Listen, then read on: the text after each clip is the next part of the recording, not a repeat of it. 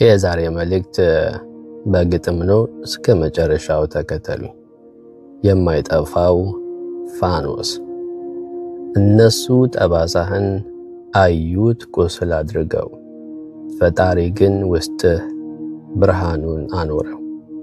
እንደማይረባ ዕቃ ጥለውህ ሲሄዱ፣ አላወቁም ነበር ለክብርህ መሄዱ።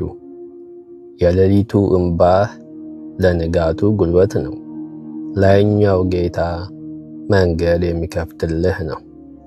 አይሆንም ያሉ እንዳያድግ ማንነትህ፣ ከጠባብ መንገዳቸው ነውና ሊያወጣህ።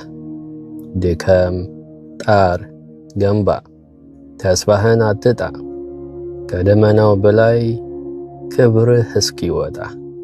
ለናቁህ ሰዎች ትልቁ ድልህ፣ ካሰቡት በላይ ሆነህ ነው መገኘትህ እላለሁ። ስለሰማችሁኝ አመሰግናለሁ። ባላችሁበት ሁሉ ሰላማችሁ ይብዛ እላለሁ። መልካም ቀን።